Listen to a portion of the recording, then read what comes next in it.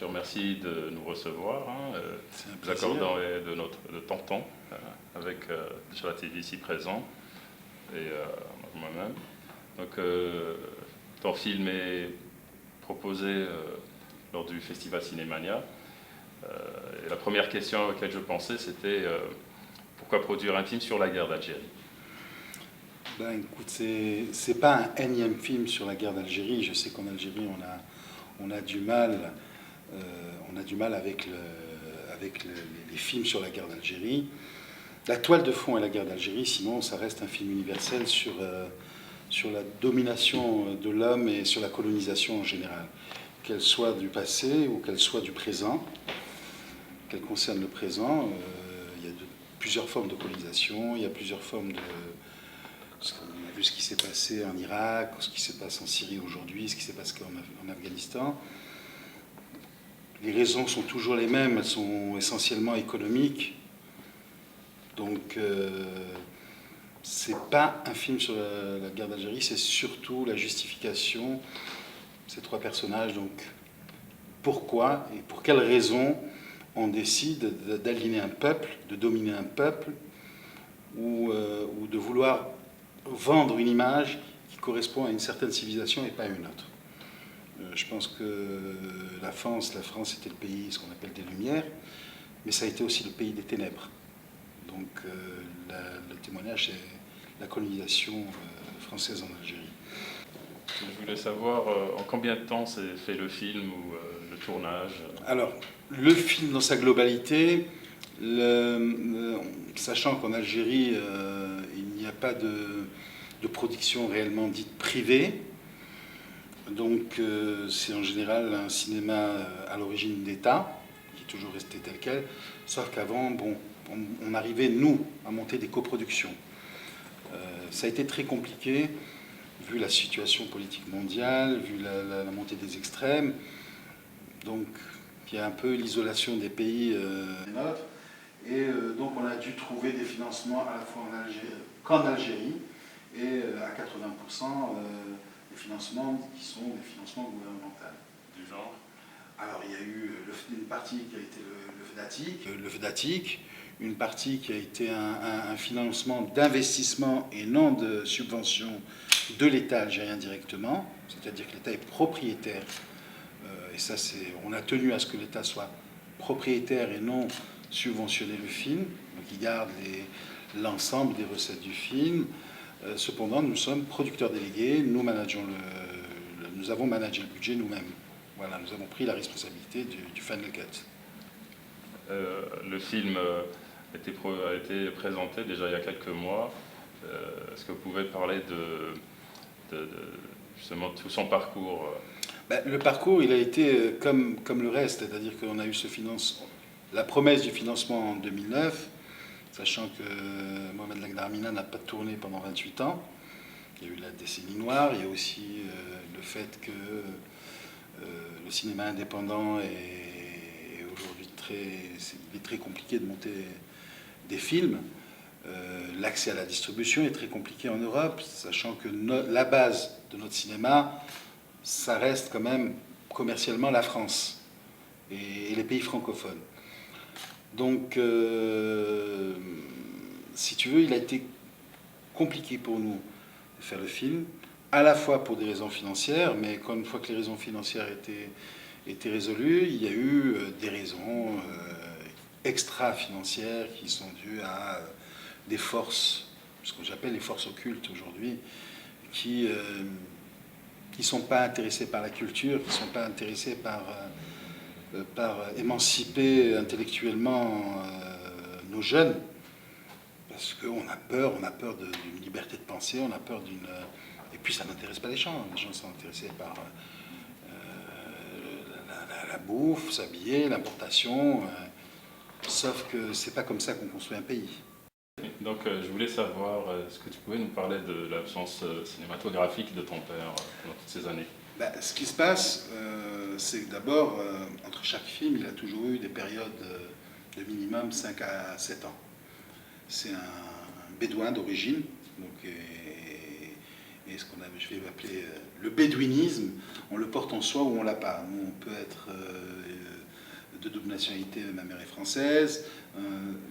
Là où tu grandis, les traditions que tu as, c'est un sentiment que tu as. Nous, c'est un sentiment qu'on a très fortement dans la famille. Donc, on prend notre temps. Ça, c'est, comme on dit chez nous, une expression « kulatla fi akhir ». Ici, on dit « time is money ». Donc, chez nous, c'est beaucoup plus lent. Et si tu veux, donc il a toujours pris du temps entre les films parce qu'il met du temps à...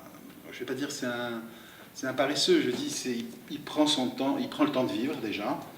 Et quand il travaille, il prend le temps de se préparer. Voilà.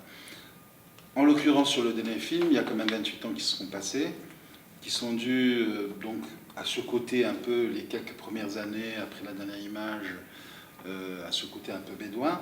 Mais ensuite est arrivé les années de terrorisme. Donc pendant les années de terrorisme, la décennie noire, il a eu beaucoup de mal par rapport à ce qui se passait en Algérie. Aux réalisateurs, aux intellectuels, aux confrères et frères qui ont été un peu décimés, assassinés en l'occurrence. Et donc il a la situation d'Algérie. Donc ça ne lui a pas permis de pouvoir trouver une légitimité pour pouvoir tourner à cette époque-là. Et donc dès que les années se sont calmées, il s'est remis à travailler, à écrire et à préparer le film, en l'occurrence Le Crépuscule des Ombres. C'est lui donc qui a écrit l'histoire. Alors il a écrit, déjà dans les années 90, il avait déjà écrit quelques pages de ce... Il a eu l'idée de quelques pages, il a toujours eu dans sa tête, quelque part, une idée de film sur la corvée de bois. Parce que le film démarre sur une corvée de bois. Il faut savoir ce que c'est une corvée de bois. À l'époque, pendant la guerre d'Algérie, quand on torturait, quand on malmenait les révolutionnaires, les moudjahidines, les prisonniers qu'on avait, à cause de la Convention de Genève, qu'est-ce qu'on faisait? On les amenait dans la campagne, on leur disait qu'ils pouvaient partir, mais avant de partir, qu'ils ramènent du bois pour se chauffer. Et dès qu'ils se retournaient, il y avait une rafale dans le dos qui était donnée. Et ils étaient enterrés quelque part, ils disparaissaient, il n'y avait pas de témoins. Bon. Des années après, il y a eu quelques témoignages, d'énormes témoignages, et c'est reconnu universellement aujourd'hui qu'il y a eu minimum 25 000 corvées de bois. Voilà, donc ce qui est énorme. Oui, donc il a écrit cette petite partie dans les années 90, et quand il a voulu se remettre au travail, à ce moment-là, il a choisi ce sujet, et au fur et à mesure qu'il avançait dans le sujet, Malik, mon frère, qui est le directeur artistique du film, s'est mis à coécrire et à être un peu comme un script docteur pour lui renvoyer un peu la balle. Bon, il faut savoir que Laglar a toujours écrit avec des co-auteurs, il a toujours écrit l'essentiel du scénario, et ensuite il a pris les co-auteurs pour lui un peu lui renvoyer la balle comme au tennis, pour pas qu'il y ait de complaisance que ce soit Chroniques Brest, que ce soit avec Georges Arnaud sur Décembre, même dans des Aurès. Il a toujours eu des co-auteurs pour un peu le stimuler dans son écriture. Justement, on arrive là un petit peu à parler du film, mais sans trop donner de détails. Le film aborde 3 personnages. Est-ce que tu peux nous en parler? Le film, c'est un trio. C'est en fait un road movie, avec bien sûr différents événements, qui font que c'est une confrontation entre 2 convictions, entre Sainte-Nac, qui est convaincu des bienfaits de la colonisation et de l'apport de la civilisation française, entre guillemets, aux barbares et algériens qui étaient des indigènes, où on nommait que c'était une civilisation, qu'il y a eu le royaume de Tlemcen, qu'il y avait des universités, qu'il y avait une intelligentsia. À l'époque où, en France, il n'y avait qu'une élite qui savait écrire et lire. Donc on était... voilà. Donc, et il y a Khaled qui se bat pour sa liberté. Et donc il va y avoir une confrontation, une joute verbale, plus soutenue par de l'action, parce qu'il y a constamment de l'action qui soutient un peu les dialogues.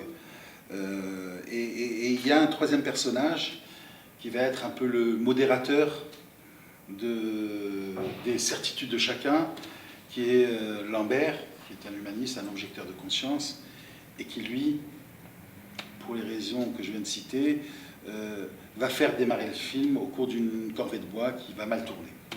Voilà. À travers le film, on voit beaucoup le décor, hein, le décor de Sahara. Il y a vraiment un travail au niveau visuel. Bah, c'est comme tous les films de Mohamed Lagdar Amina, il a toujours une vision un peu épique du cinéma. Il a grandi avec les grands auteurs, réalisateurs américains. Les grands westerns, c'est un fan, son rêve, c'est son grand regret de ne pas avoir fait de film western. On en parlait encore il y a quelques jours, je disais pourquoi non? Pourquoi on ne se lancerait pas dans le western algérien? Et à la fois le cinéma russe des années 40-50 aussi, qui l'a inspiré. Et il a toujours voulu tourner en scope, donc il a toujours tourné en scope, hormis pour le Vent des Aurès et Décembre, mais ça a toujours été son rêve. Après, effectivement, il fait un cinéma épique, qui demande de grands espaces, de grands décors, soutenus, il faut aussi par une histoire et une action. Voilà, il faut l'unité de temps, l'unité d'action. Ça, c'est toujours.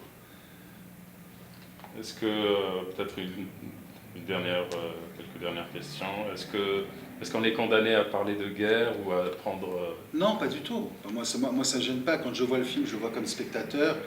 Et après, on porte aussi... Il y a Lagdar, il peut parler de ce qu'il sait, de ce qu'il a vécu. Il peut parler de ses tripes. Et ces tripes, ça a été quand même la guerre d'Algérie. Donc, il peut parler de plusieurs conditions. Quand il a fait Hassan Terro, c'est vrai, ça se passe pendant la guerre d'Algérie, mais ça parle aussi d'opportunisme, de lâcheté humaine, de circonstances. C'est-à-dire qu'on a trop tendance à voir le cinéma à travers une lorgnière. La guerre d'Algérie n'est qu'un prétexte pour traiter d'autres sujets. Voilà. Après, un jeune aujourd'hui algérien, il va parler d'octobre 80. Nous, ça a été octobre avec Malik, quand j'ai produit, Malik a réalisé. On a parlé, nous, de nos blessures à nous. C'est-à-dire que ça a été automne-octobre à Alger, sur les événements d'octobre. Donc, je pense que chaque génération porte en lui. Après, de confronter les anciens par rapport aux jeunes, je suis absolument pas d'accord. Je pense que les financements doivent aller au bon cinéma. Il n'y a pas jeune et vieux, il y a le bon et le mauvais cinéma. Voilà. Je ne prétends pas que... Bon, il a quand même à son crédit une Palme d'Or, un premier prix de l'œuvre aussi à Cannes pour Le Vent des Aurès, il a une reconnaissance internationale au niveau de son cinéma, et quand on voit ce dernier film, à 85 ans, mener une équipe, alors que le tournage était prévu en 13 semaines, arriver à finir en 10 semaines, après avoir vécu 5 à 6 ans de difficultés, d'humiliation pour monter son film, alors qu'il a apporté la Palme d'Or à l'Algérie, ce qui n'est pas rien aujourd'hui. Je veux dire, le film, moi, à mon sens, il peut plaire à n'importe qui à partir du moment où on n'arrive pas avec des a priori.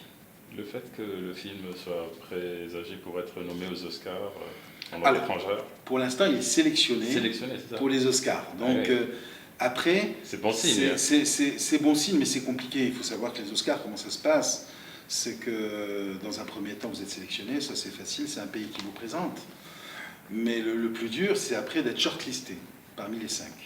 Et pour être shortlisté parmi les 5, vous avez 3000, je pense, si je ne me trompe pas, 3000 adhérents à l'Academy Award, 3000 votants. Et ensuite, c'est suivant vos moyens pour pouvoir faire à la fois du lobbying, avoir de la finance pour pouvoir faire de la presse, pour annoncer les projections du film, avoir les moyens d'organiser des cocktails, d'aller chercher les stars pour les faire venir, parce qu'ensuite vous communiquez, et c'est les stars qui font venir les autres membres de l'Académie, pour pouvoir faire ce qu'on appelle aujourd'hui, dans le monde du web, le buzz. Voilà. Et ça, il faut des moyens, et c'est un peu notre plus grande difficulté aujourd'hui pour pouvoir défendre le film. On est un petit peu malheureux d'être dans cette situation, parce qu'aujourd'hui, parler d'apparaître shortlisté aux Oscars, pendant la cérémonie des Oscars, qui est vue presque comme les Jeux Olympiques ou la Coupe du Monde à travers le monde, d'avoir juste le nom de l'Algérie qui est cité. Si vous gagnez encore plus, alors que l'Algérie a déjà gagné une fois, avec Z, il faut le savoir. Donc, d'être juste nommé parmi les 5 et en plus gagner, parce qu'on peut gagner si on met le paquet, ça ramène un crédit à l'Algérie qui serait extraordinaire. Parce qu'il ne faut pas oublier une chose, je pense qu'on le dit beaucoup, mais réellement, c'est pas l'Amérique qui a fait Hollywood, c'est Hollywood qui a fait l'Amérique. Le rêve américain, il a été vendu par Hollywood. Le jean, le chewing-gum, le libéralisme, tout ça, c'est vraiment le cinéma qui nous a vendu ça.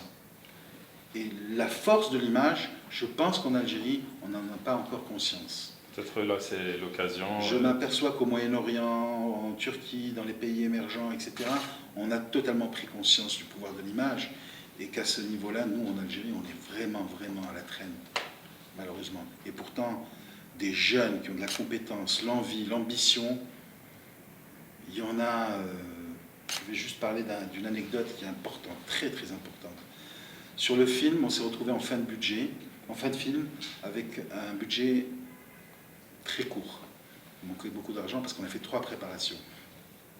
Et les effets spéciaux devaient être faits à Paris, chez une boîte qui s'appelle Autre Chose, une très grande boîte française qui est très bonne. Et on s'est retrouvé à ne pas avoir le budget pour pouvoir assumer les montants qu'ils nous avaient proposés. Le premier assistant qui était tunisien, Moaz Ben Hassan, m'a dit « Écoute, on a 2 boîtes en Tunisie qui sont extra, essaie de voir. » Donc on a envoyé pour faire un test aux 2 boîtes. Bon, d'emblée, moi j'ai choisi une des 2 boîtes parce qu'elle avait la fibre optique, donc on pouvait avoir, pendant qu'on était sur le montage, rapidement les données qui sont très lourdes dans les effets spéciaux, qui sont très très lourdes à passer, pour pouvoir monter au fur et à mesure les images, qu'elles soient de synthèse ou les effets spéciaux qui étaient faits. Ben, quand on a eu le budget et les essais qui ont été faits par les Tunisiens, extraordinaires. Quand je suis allé là-bas, je me suis aperçu qu'ils avaient signé avec Pixar pour l'animation, les dessins animés Toy Story, qui sont faits maintenant en Tunisie. Donc, quand je suis arrivé, que j'ai vu cette salle, cet open space, 80 personnes, que j'ai vu tous ces jeunes dans les labos, et bien, quand il m'a présenté les équipes, 80% étaient algériens. 80%. Voilà. Ça veut dire qu'on est capable de faire tout. On peut tout faire. C'est juste une volonté, pas politique, de subventionner, juste de laisser faire les investissements. Juste de laisser faire. Et faire des lois qui permettent les tax shelters, les SOFICA, dire que M. Rabra, par exemple, qui est le premier contributeur en Algérie fiscale, on puisse lui permettre de déduire, par exemple, 5% de ses impôts pour qu'il puisse financer des produits culturels. Je ne parle pas simplement du cinéma, mais des produits culturels en général, ce qui permettrait à l'État de se désengager des investissements sur le film. Voilà. Et en plus, lui contrôlerait mieux ces investissements qu'il ferait sur les films. Par exemple, sur mon film, s'il investit demain, si on lui permet d'investir au lieu de donner ça aux impôts, de me le donner sur un film, il va mieux me contrôler, parce que c'est une entreprise privée, il va mieux me contrôler que les entreprises d'État.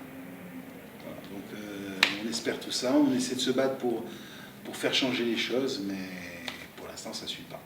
Le message est transmis en tout cas. Voilà, non mais voilà. Et c'est quoi le programme là, du film, c'est-à-dire pour le reste Alors de l'année? le film, là, bientôt on va sur Dubaï.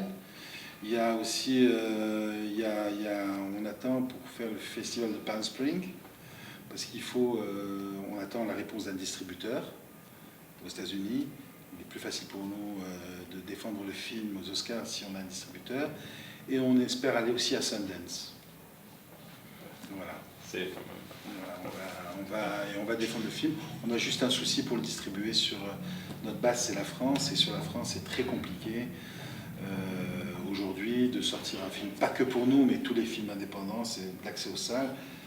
Et plus particulièrement pour les films comme les nôtres, parce qu'on gêne, parce que ça fait peur, parce qu'il y a des extrêmes qui sont montés en France et que les partis politiques classiques veulent pas faire de mousse, ont peur et ils sont en train de faire le lit notamment du Front National. Hein. Peut-être un dernier mot pour inviter les gens à voir le film. D'abord, je remercie Cinémania et toute l'équipe Cinémania de nous avoir invités. Hier, nous étions au gala et la cérémonie et j'ai trouvé ça très très sympathique et très professionnel. Et j'espère que toute notre communauté pourra venir le voir, le film, demain à 14h30 et à 20h. Ils trouveront les horaires, le synopsis, l'accès à l'achat des tickets au niveau du site de Cinémania. Et le film, c'est Le Crépuscule des Ombres. Et j'espère qu'il y aura un maximum de personnes, que ce soit algériens, montréalais et toute communauté, pour venir voir ce film. Ils ne le regretteront pas. Je vous remercie. Voilà. Merci.